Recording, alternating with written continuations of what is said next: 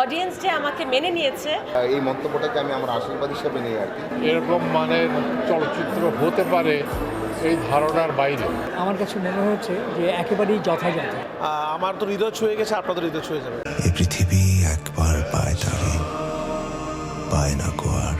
দীর্ঘ প্রতীক্ষার পর দর্শকদের সামনে এলো চলচ্চিত্র বনলতা সেন। গেল ঈদুল আজহায় মুক্তি পেয়েছিল সিনেমাটি, আর গত সপ্তাহে হয়ে গেল বিশেষ প্রদর্শনী।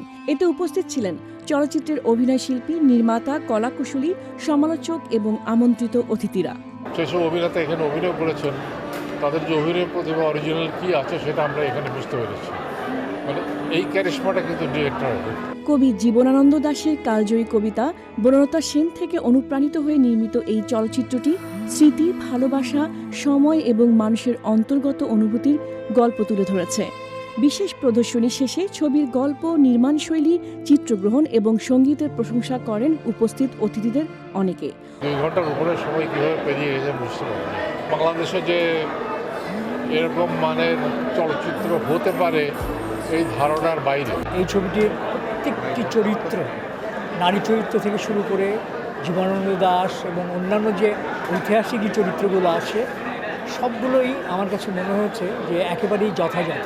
শক্তিশালী দিকটা হচ্ছে স্ক্রিপ্ট, চিত্রনাট্য এবং সংলাপ, এবং প্রতিটি চরিত্র মানে একদম একটা ইলিউশনের মতো। সবাই বনলতা সেন দেখুন, আমার তো হৃদয় ছুঁয়ে গেছে, আপনাদের হৃদয় ছুঁয়ে যাবে। অভিনয় শিল্পীরাও জানান, ভিন্নধর্মী এই গল্পে কাজ করা তাদের জন্য একটি বিশেষ অভিজ্ঞতা। অনেকেই যে এই মন্তব্যটা করছে যে জীবন্ত জীবনানন্দকে দেখলাম, এটা আমার জন্য অনেক বড় প্রাপ্তি এবং এই মন্তব্যটাকে আমি আমার আশীর্বাদ হিসেবে নিই আর কি। কারণ খুবই কম সুযোগ হয় আসলে এই ধরনের কাজ করার। যখন আপনি একটা কাজে পরিশ্রম করে করলেন এবং সেটা দর্শক দেখলো এবং সেটা দর্শক অ্যাপ্রিসিয়েট করছে, সেটা তো খুবই ভালো লাগার বিষয় যে এতটা পরিশ্রম এখন দেখে মনে হচ্ছে যে সার্থক হয়েছে।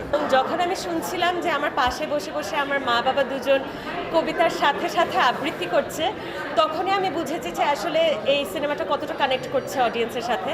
এটা লীলা নাগও এমনই একটা ক্যারেক্টার ছিল এবং এটা যে আমি সফলভাবে করতে পেরেছি সেটার জন্য আমার ডিরেক্টরের প্রতি কৃতজ্ঞতা, এবং অডিয়েন্স যে আমাকে মেনে নিয়েছে লীলা নাগ হিসেবে তাদের প্রতিও আমার অসংখ্য কৃতজ্ঞতা। বনলতা সেন নিয়ে এরপরে আবার কবে কখনো কোনো কাজ হবে কিনা আমি জানি না, তবে আমি অনেক যারা আমাদের ফিল্ম দেখতে আসে সেই অডিয়েন্সদের কাছ থেকে এই একটা রিভিউ আমাকে খুব বেশি কি বলবো আবেগ আপ্লুত করে, যখন তারা বলে যে এরপর থেকে বনলতা সেন কবিতা পড়লে আপনার ছবিটা আমাদের মাথায় আসবে। কারণ এর আগে তো এক একজনের কাছে এক এক রকম ছবি আসতো হয়তো।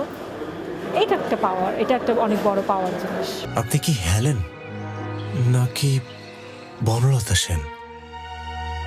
এই সকল চরিত্র আসলে once in a lifetime আপনার জীবনে আসে, আর সবার ভাগ্যেও হয়তো জোটে না। আমি মনে করি আমি ভাগ্যবতী যে আমার জীবনে এরকম একটি সিনেমা করবার সুযোগ আমার হয়েছে। বাণিজ্যিক ধারার বাইরে গিয়ে চিন্তাশীল এবং নান্দনিক গল্পের সিনেমাটি গ্রহণ করেছে বিভিন্ন বয়সের দর্শক।